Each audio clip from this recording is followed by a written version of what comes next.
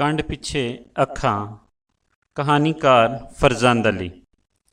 ਰੋਜ਼ ਨਾਲੋਂ ਜ਼ਿਆਦਾ ਅੱਜ ਤਾਰਕ ਦਾ ਧਿਆਨ ਘਰ ਵੱਲ ਸੀ। ਕੰਮ ਉੱਤੇ ਹਾਜ਼ਰ ਹੋ ਕੇ ਵੀ ਉਹ ਹਾਜ਼ਰ ਨਹੀਂ ਸੀ ਜਾਪਦਾ। ਉਹਦੀ ਦਿਹਾੜੀ ਰੈਗੂਲਰ ਸ਼ਿਫਟਾਂ ਵਾਲੀ ਸੀ। ਮਤਲਬ ਇਹ ਕਿ ਕਦੀ ਸਵੇਰੇ 6 ਵਜੇ ਕੰਮ ਉੱਤੇ ਹਾਜ਼ਰ ਹੋਣਾ ਅਤੇ ਕਦੀ 2 ਵਜੇ ਦਿਨ ਦੇ ਅਤੇ ਕਦੀ ਰਾਤ ਨੂੰ 10 ਵਜੇ ਅੱਪੜਨਾ ਪੈਂਦਾ ਸੀ। ਅੱਜ ਉਸ 10:10 ਉੱਤੇ ਆਪਣੀ ਜ਼ਿੰਮੇਵਾਰੀ ਸੰਭਾਲ ਲਈ ਸੀ। ਇਹ ਜ਼ਿੰਮੇਵਾਰੀ ਛੱਡ ਕੇ ਜਾਵਣ ਵਾਲਾ ਬਹੁਤ ਕਾਹਲ ਵਿੱਚ ਸੀ। ਜਾਵਣ ਵਾਲੇ ਨੇ ਰਹਿੰਦੇ ਕੰਮ ਬਾਰੇ ਕਾਹਲੀ ਕੁਝ ਦੱਸਿਆ, ਪਰ ਤਾਰਕ ਨੂੰ ਖਰੀ ਸਮਝ ਨਹੀਂ ਸੀ ਆ ਰਹੀ। ਉਹਦਾ ਧਿਆਨ ਹਾਜ਼ਰ ਨਹੀਂ ਸੀ।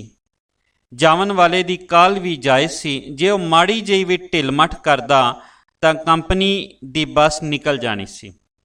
ਫਿਰ ਕਿਸੇ ਹੋਰ ਸਵਾਰੀ ਦਾ ਮਿਲਣਾ ਬਹੁਤ ਔਖਾ ਹੁੰਦਾ ਸੀ।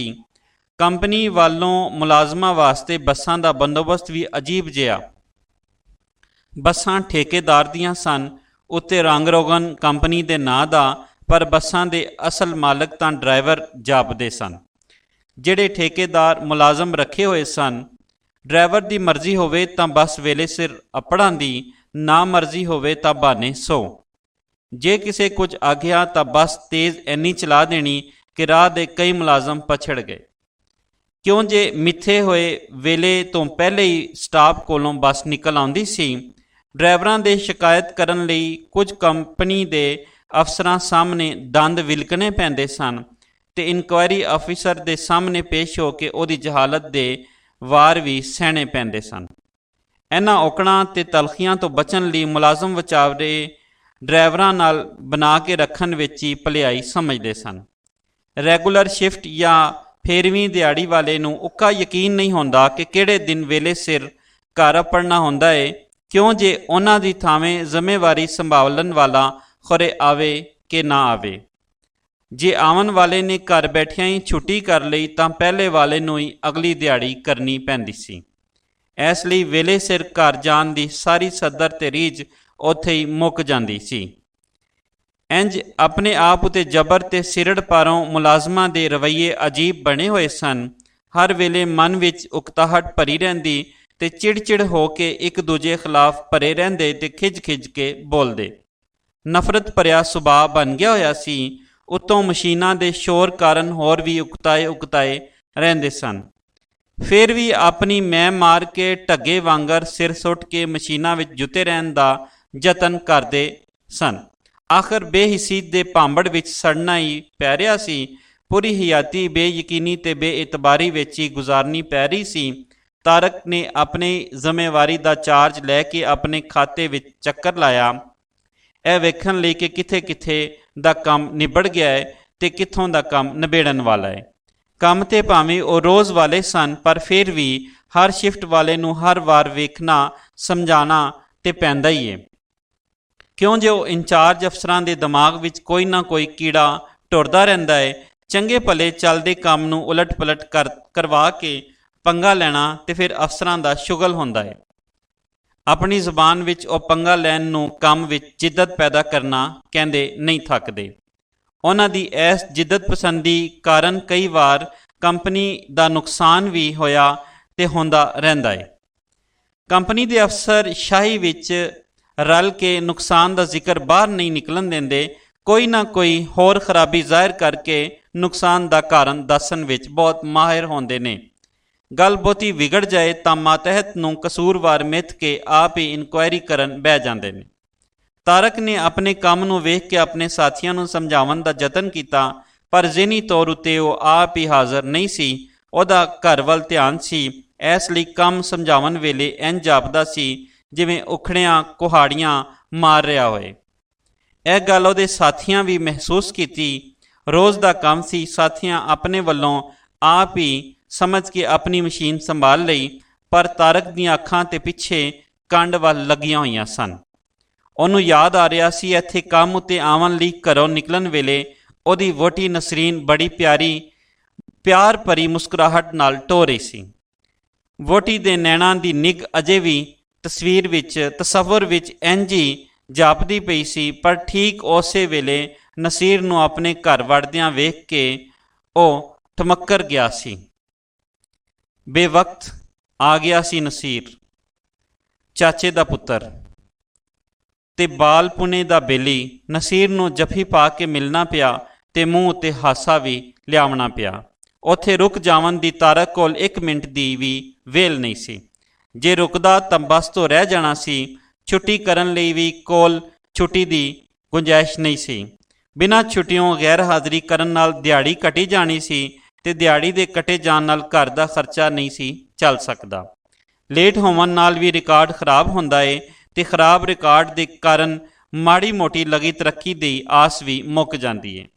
ਪ੍ਰਾਈਵੇਟ ਨੌਕਰੀ ਕਰਨਾ ਤੇ ਸਰਕਸ ਦੇ ਰੱਸੇ ਉੱਤੇ ਤੁਰਨ ਵਾਲੀ ਗੱਲ ਹੁੰਦੀ ਏ। ਜ਼ਰਾ ਕੁ ਪੈਰ ਥਿੜਕੇ ਤੇ ਸਿਰ ਦੇ ਭਾਰ ਡਿੱਗ ਕੇ ਧੌਣ ਦਾ ਮਣਕਾ ਤੜਵਾ ਬੈਠੇ।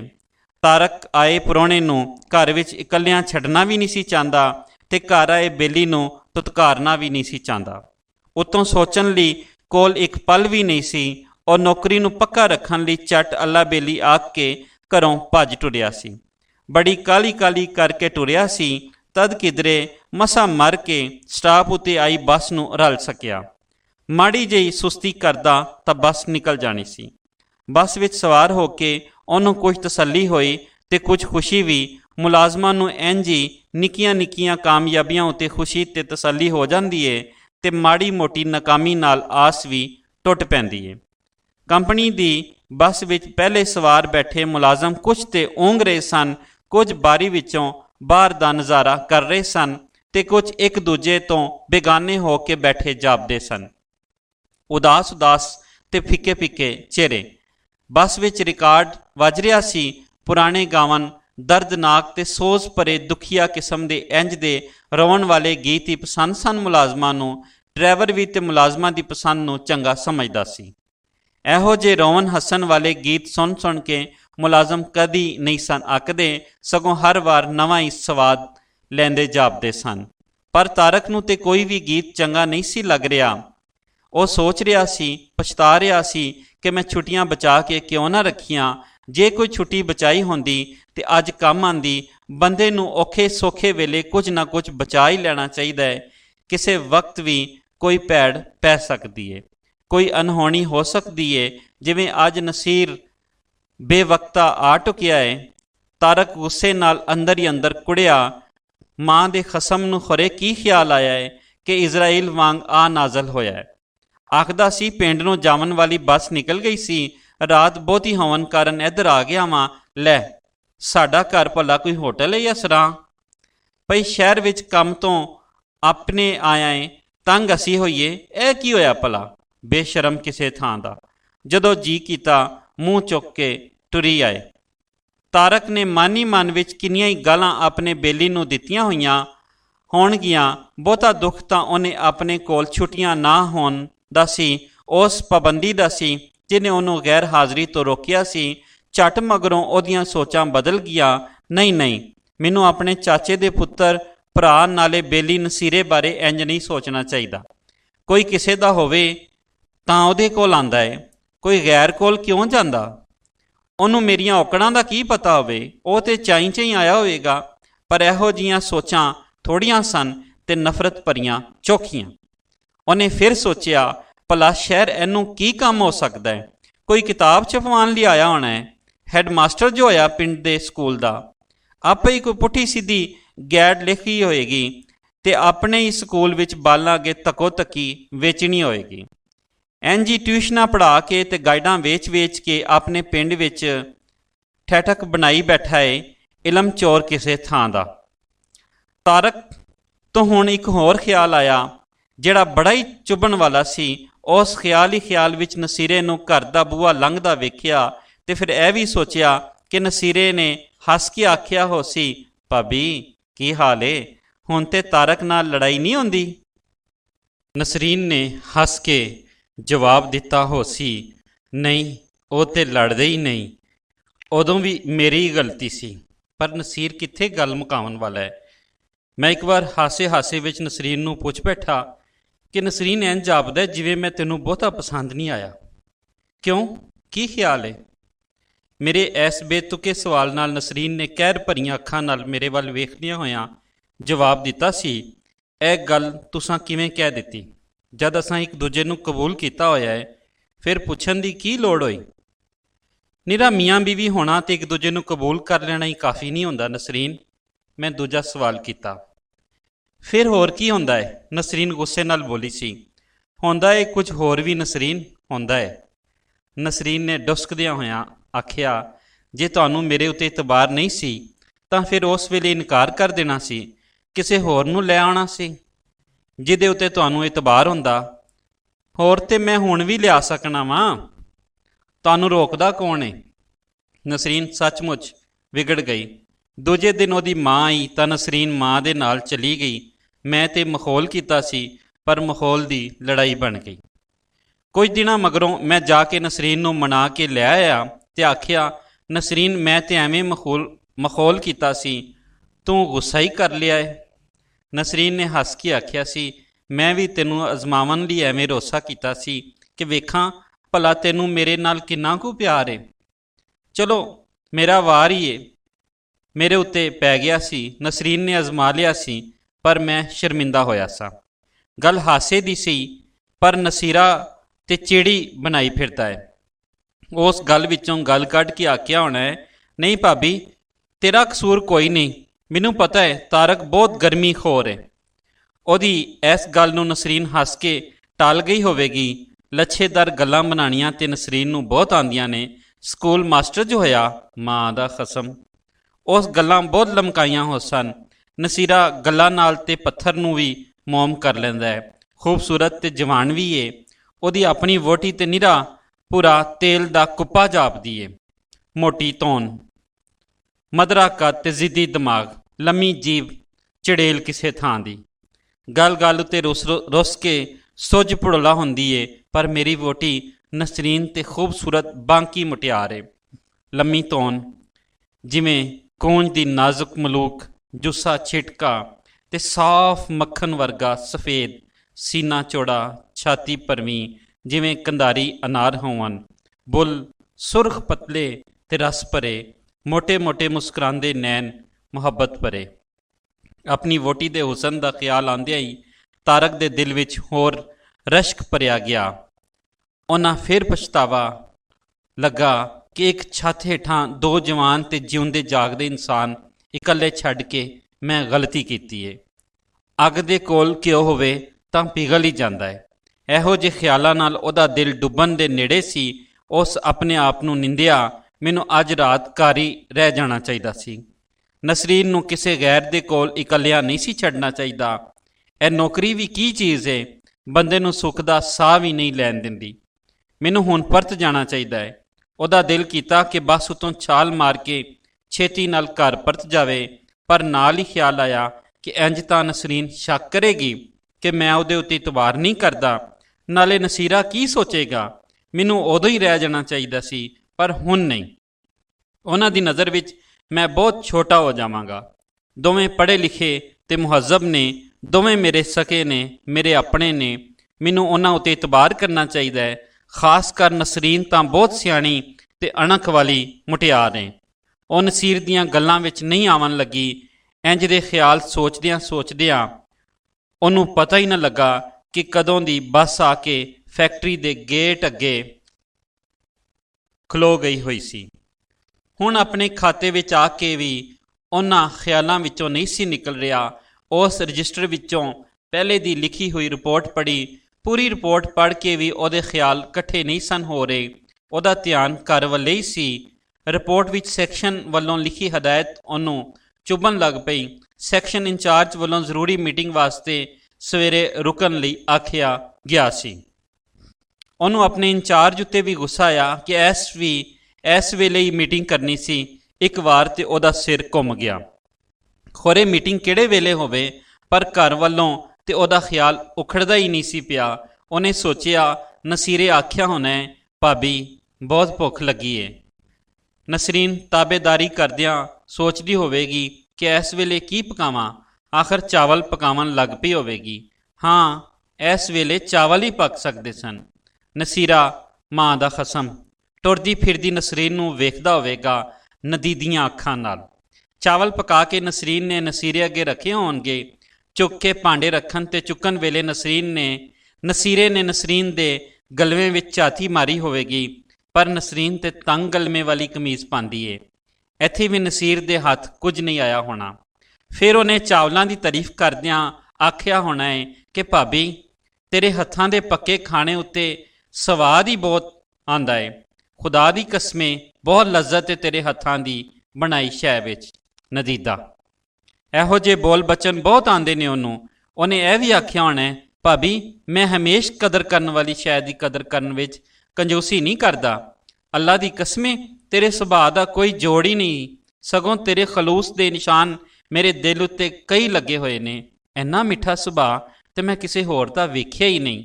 ਮਾਂ ਦਾ ਕਸਮ ਇੰਜ ਦੀਆਂ ਹੀ ਗੱਲਾਂ ਕਰਦਾ ਏ। ਮੈਂ ਚੰਗੀ ਤਰ੍ਹਾਂ ਜਾਣਨਾ ਵਾਂ ਉਹਨੂੰ। ਪਰ ਨਸਰੀਨ ਆਪਣੀ ਤਾਰੀਫ ਸੁਣ ਸੁਣ ਕੇ ਖੁਸ਼ ਹੁੰਦੀ ਹੋਵੇਗੀ। ਪੇਟ ਪੂਜਾ ਕਰਨ ਮਗਰੋਂ ਨਸੀਰ ਦੂਜੇ ਕਮਰੇ ਵਿੱਚ ਸੌਣ ਲਈ ਚਲਾ ਗਿਆ ਹੋਣਾ ਹੈ। ਨਸਰੀਨ ਆਪਣੇ ਕਮਰੇ ਵਿੱਚ ਜਾ ਸੁੱਤੀ ਹੋਣੀ ਹੈ। ਪਰ ਨਸੀਰ ਨੂੰ ਤੇ ਛੇਤੀ ਨੀਂਦਰ ਹੀ ਨਹੀਂ ਆਉਂਦੀ। ਨਸਰੀਨ ਵਿਚਾਰੀ ਪਰੇਸ਼ਾਨ ਹੁੰਦੀ ਹੋਵੇਗੀ, ਉਡੀਕਦੀ ਹੋਵੇਗੀ ਕਿ ਨਸੀਰ ਸੌਣ ਲਈ ਉੱਠੇ ਤਾਂ ਉਹ ਵੀ ਜਾਵੇ। ਨਸਰੀਨ ਨੂੰ ਛੇਤੀ ਨੀਂਦਰ ਆ ਜਾਂਦੀ ਏ। ਸਾਰੇ ਦਿਨ ਦੇ ਕੰਮਾਂ ਕਾਜਾਂ ਕਾਰਨ ਥੱਕ ਵੀ ਜਾਂਦੀ ਹੈ ਵਿਚਾਰੀ। ਪਰ ਅੱਜ ਤੇ ਮੇਰੇ ਰਿਸ਼ਤੇਦਾਰ ਦੀ ਖਾਤਰ ਉਹਨੂੰ ਪਰੇਸ਼ਾਨੀ ਝੱਲਣੀ ਪੈ ਰਹੀ ਸੀ। ਉਹ ਉਬਾਸੀਆਂ ਲੈਂਦੀ ਹੋਵੇਗੀ। ਨਸਰੀਨ ਨੂੰ ਆਵਾਜ਼ਾਰ ਵੇਖ ਕੇ ਨਸੀਰ ਸਮਝ ਗਿਆ ਹੋਣਾ ਹੈ ਕਿ ਮੇਰੀ ਵਜ੍ਹਾ ਨਾਲ ਨਸਰੀਨ ਪਰੇਸ਼ਾਨ ਏ। ਐਨੀ ਕੁ ਸਮਝ ਤੇ ਉਸ ਬੇਸ਼ਰਮ ਵਿੱਚ ਹੋਣੀ ਏ। ਫਿਰ ਉਹ ਉੱਠ ਕੇ ਚਲਾ ਗਿਆ ਹੋਣਾ ਹੈ। ਹਾਂ, ਵਿਚਾਰੀ ਨਸਰੀਨ ਕਿੰਨੀ ਆਵਾਜ਼ਾਰ ਹੁੰਦੀ ਹੋਣੀ ਏ। ਪਰ ਮੈਂ ਵੀ ਕਿਹੜਾ ਉਹਦਾ ਬਹੁਤਾ ਖਿਆਲ ਰੱਖਣਾ ਵਾਂ। ਕਦੀ ਸੈਰ ਸਪਾਟੇ ਲਈ ਵੀ ਨਾਲ ਲੈ ਕੇ ਨਹੀਂ ਗਿਆ ਤੇ ਨਾ ਹੀ ਕਦੀ ਕੋਈ ਸ਼ੁਗਲ ਮੇਲਾ ਤੇ ਸਿਨੇਮਾ ਥੀਏਟਰ ਵਗੈਰਾ ਵਿਖਾਇਆ ਹੈ। ਅੱਛਾ, ਹੁਣ ਜ਼ਰੂਰ ਵੇਲਾ ਕੱਢ ਕੇ ਤਫਰੀਹ ਲਈ ਲੈ ਜਾਇਆ ਕਰਾਂਗਾ।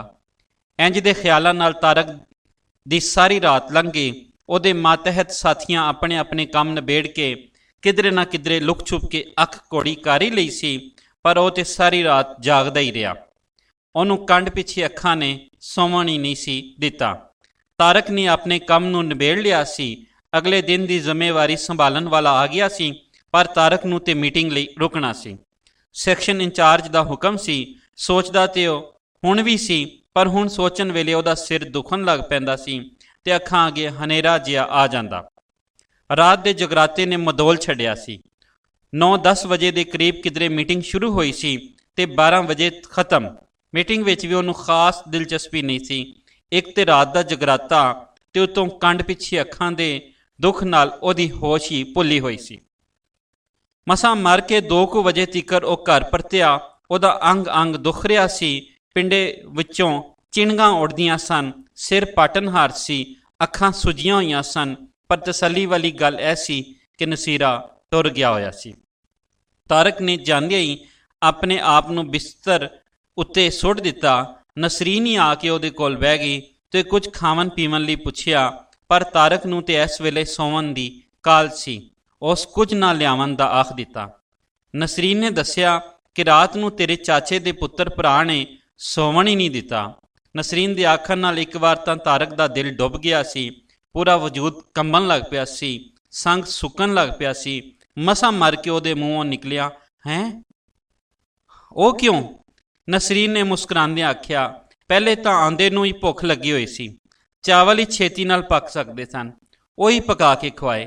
ਫਿਰ ਉਹ ਚਾਹ ਦਾ ਵੀ ਆਦੀ ਨਿਕਲਿਆ। ਤੁਹਾਨੂੰ ਤੇ ਪਤਾ ਹੈ ਮੈਂ ਰਾਤ ਨੂੰ ਚਾਹ ਨਹੀਂ ਪੀਂਦੀ, ਪਰ ਉਹਦੇ ਨਾਲ ਰਲ ਕੇ ਮੈਨੂੰ ਵੀ ਚਾਹ ਪੀਣੀ ਪਈ। ਨਸਰੀਨ ਭਾਵੇਂ ਸਹਿਜ ਸੁਭਾਅ ਨਾਲ ਹੀ ਸਾਰੀ ਗੱਲ ਦੱਸਦੀ ਜਾ ਰਹੀ ਸੀ, ਪਰ ਤਾਰਕ ਦਾ ਮਨ ਕਾਹਲਾ ਪੈ ਰਿਹਾ ਸੀ। ਉਹ ਝਟ ਕਰਕੇ ਜਾਣਨਾ ਚਾਹੁੰਦਾ ਸੀ। ਆਪਣੀਆਂ ਨਜ਼ਰਾਂ ਨਾਲ ਨਸਰੀਨ ਦੇ ਵਜੂਦ ਨੂੰ ਟੋਹ ਵੀ ਰਿਹਾ ਸੀ। ਉਹ ਥੱਕਿਆ ਹੋਇਆ ਸੀ, ਪਰ ਫਿਰ ਵੀ ਅੰਦਰੋਂ ਅੰਦਰ ਜੋਸ਼ ਵਿੱਚ ਸੀ। ਬੋਲਿਆ, ਫਿਰ ਉਸ ਤੋਂ ਬਾਅਦ? ਨਸਰੀਨ ਨੇ ਦੱਸਿਆ, ਫਿਰ ਉਹਨੇ ਉੱਠ ਕੇ ਟੀਵੀ ਲਾ ਲਿਆ। ਜਦ ਬਹੁਤ ਚਿਰ ਮਗਰੋਂ ਟੀਵੀ ਤੋਂ ਅੱਕ ਗਿਆ ਤਾਂ ਫਿਰ ਉਸ ਟੇਪ ਰਿਕਾਰਡਰ ਲਾ ਲਿਆ। ਤੁਹਾਨੂੰ ਪਤਾ ਹੈ ਸ਼ੋਰ ਨਾਲ ਮੇਰਾ ਸਿਰ ਦੁਖਣ ਲੱਗ ਪੈਂਦਾ ਹੈ। ਮੈਨੂੰ ਉਬਾਸੀਆਂ ਆਉਣ ਲੱਗ ਪਈਆਂ ਤਾਂ ਉੱਠ ਕੇ ਆਪਣੇ ਕਮਰੇ ਵਿੱਚ ਚਲਾ ਗਿਆ। ਰਿਕਾਰਡਿੰਗ ਉਸ ਬੰਦ ਕਰ ਦਿੱਤੀ। ਆਪਣੇ ਕਮਰੇ ਵਿੱਚ ਜਾ ਕੇ ਆਪ ਗਾਵਣ ਲੱਗ ਪਿਆ। ਖਰੇ ਕੋਈ ਨਜ਼ਮ ਸੀ ਕਿ ਗਜ਼ਲ ਸੀ। ਨਸਰੀਨ ਨੇ ਹੱਸਦਿਆਂ ਹੋਇਆਂ ਆਖਿਆ, ਸੱਚੀ ਉਹਦੀ ਆਵਾਜ਼ ਐਡੀ ਭੈੜੀ ਸੀ, ਕੀ ਦੱਸਾਂ। ਤੁਹਾਡਾ ਬੇਲੀ ਤੇ ਖੋਤੇ ਵਾਂਗਰ ਹਿਣਕਦਾ ਜਾਪਦਾ ਸੀ। ਨਸਰੀਨ ਦਾ ਆਖਣਾ ਸੀ ਕਿ ਉਹਦੇ ਬੇਲੀ ਦੀ ਆਵਾਜ਼ ਖੋਤੇ ਦੇ ਹਿਣਕਣ ਵਾਂਗ ਸੀ। ਤਾਰਕ ਦੇ ਸਾਰੇ ਸ਼ੱਕ ਦੂਰ ਹੋ ਗਏ ਤੇ ਪਾਸਾ ਪਰਤ ਕੇ ਕੂਕ ਸੌਂ ਗਿਆ। ਉਹਦੇ ਮੂੰਹ 'ਤੇ ਤਸੱਲੀ ਦੀ ਲਹਿਰ ਉਭਰੀ ਹੋਈ ਸੀ।